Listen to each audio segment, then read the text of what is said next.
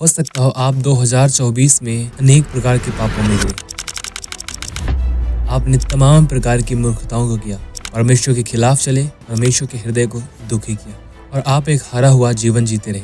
और यह सब कुछ अब आपके लिए इम्पोर्टेंट नहीं है, क्योंकि अब यह आपका पास्ट यानी एक अतीत बन गया है जो कि गुजर गया। और आप अपने पास्ट में ना जिए, जैसा कि मैं हमेशा कहता आया हूँ, क्योंकि आपका बीता हुआ कल आपको कुछ नहीं दे सकता। हाँ, वह आपके लिए एक अच्छी सीख ज़रूर देता है, इसलिए अपने पास्ट को देखकर कभी ना जिए। तो क्या करें अब 2025 में कैसे एक जीवंत जीवन जी सकते हैं? कैसे हम उन बुराइयों और पापों पर विजय पा सकते हैं जिनमें हम अब तक संघर्ष करते हैं? और कैसे हम परमेश्वर की इच्छा को पूरा करने वाले बन सकते हैं? आइए जानेंगे इस वीडियो में। इस वीडियो को आप अंत तक देखें। परमेश्वर का वचन हमें इस प्रकार बताता है, इब्रानियों 4 अध्याय उसकी 16 आयत में यहाँ पर लिखा गया, इसलिए आओ हम अनुग्रह के सिंहासन के निकट हियाव बांध कर चलें कि हम पर दया हो और वह अनुग्रह पाएं जो आवश्यकता के समय में हमारी सहायता करे। शैतान हमारे पाँव को हमारे पास्ट या बीते हुए कल की बेड़ियों से बांधना चाहता है ताकि हम ना बढ़ सकें। जिस बीते कल में हम गिरे हैं, हमसे पाप हुए, उन बातों का वह हम पर बार बार दोष लगाता है। वचन बताता है कि वह भाइयों पर दोष लगाने वाला है। तो हमें जय में बढ़ने के लिए इस दोषी ठहराने वाली बेड़ियों से, जिनसे शैतान हमें बांधना चाहता है, आज़ाद होना पड़ेगा।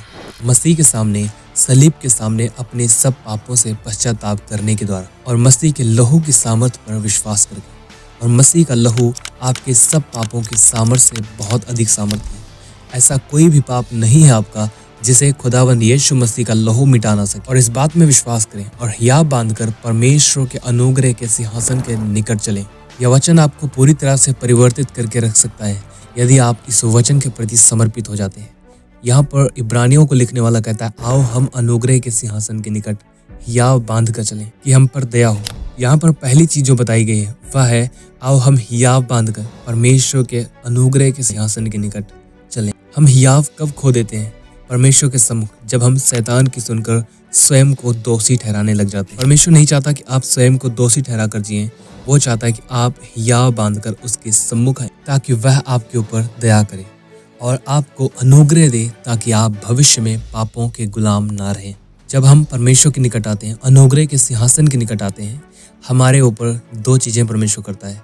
पहली चीज़ तो वह हमारे ऊपर दया करता है और दूसरी चीज़ वह हमें अनुग्रह देता है। दया के द्वारा हमारे पाप माफ़ किए जाते हैं और अनुग्रह के द्वारा हम भविष्य में पापों के ऊपर जय पाते हैं। क्या कभी प्रभु यीशु मसीह को दया की ज़रूरत थी उनके जीवन भर में? तो जवाब है बिल्कुल नहीं, क्योंकि दया के द्वारा पापों की माफ़ी होती है और प्रभु यीशु मसीह ने अपने जीवन भर में कभी भी कोई भी पाप किया ही नहीं। इसलिए प्रभु यीशु मसीह को दया की कभी ज़रूरत नहीं हुई। पर क्या प्रभु यीशु को अनुग्रह की ज़रूरत थी? तो जवाब है यस, अनुग्रह की ज़रूरत थी प्रभु यीशु, ताकि वह परमेश्वर की इच्छा के अनुसार चल सकें और परमेश्वर की इच्छा को पूरा कर सकें। पुरानी वाचा में लोगों के पास अनुग्रह नहीं था, वे केवल दया को प्राप्त करते थे, जिसके द्वारा उनके पाप सिर्फ माफ़ किए जाते हैं। इवन द बाइबल सेज कि उनके पाप ढांप दिए जाते थे। लेकिन नई वाचा में जब प्रभु यीशु मसीह आए, यीशु अनुग्रह और सच्चाई से परिपूर्ण होकर हमारे बीच में आया। व्यवस्था मूसा के द्वारा ही, परंतु अनुग्रह और सच्चाई प्रभु यीशु मसीह के द्वारा हम तक पहुंचाई गई है।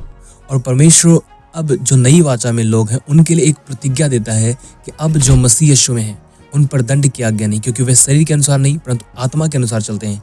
वचन बताता है कि वे व्यवस्था के नहीं परंतु अनुग्रह के अधीन है, इसलिए उन पर पाप की प्रभुता न होगी। वे लोग जिन्होंने अपने शरीर को परमेश्वर के आगे समर्पित कर दिया है, अपने शरीर के हर एक अंग को परमेश्वर को समर्पित कर दिया है, धार्मिकता के लिए, पवित्रता के लिए, धर्म के हथियार होने के लिए। परमेश्वर की प्रतिज्ञा है, जो अनुग्रह के अधीन है उन पर पाप की प्रभुता न होगी। मैं चाहता हूँ आप इस बात पर ध्यान दें। जब आदम और हवा ने पाप किया था, वे परमेश्वर से डर रहे थे। वे परमेश्वर से डर गए और छिपने लगे और अपने आप सब कुछ ठीक करने की कोशिश करने लग गए थे, पर कुछ भी ठीक ना कर सके। आरंभ में आदम और हवा ने परमेश्वर के खिलाफ पाप करके उससे छिप रहे थे वो, पर अंतिम दिनों में बाइबल बताती है कि हम परमेश्वर से छिपने की बजाय हम लौट कर उसके सम्मुख हियाव बांधकर उस अनुग्रह के सिंहासन के निकट आएं, जहाँ पर हमें दया मिल सके और हम अनुग्रह को प्राप्त कर सकें, ताकि वह अनुग्रह हमें पापों से आज़ाद करे।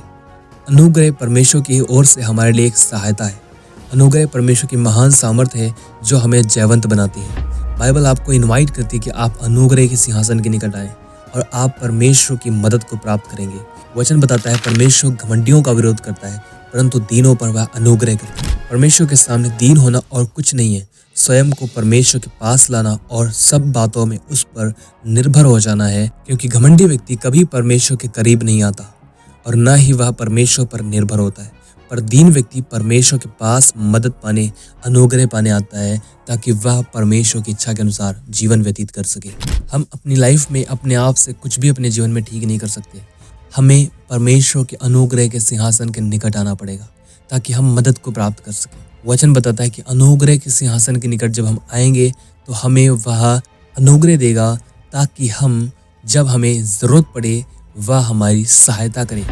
हमें अनुग्रह की ज़रूरत कब होती है? जब हम किसी पाप की परीक्षा में पड़ते हैं, किसी प्रकार के पाप को करने की परीक्षा में पड़ते हैं, तब हमें अनुग्रह की ज़रूरत पड़ती है।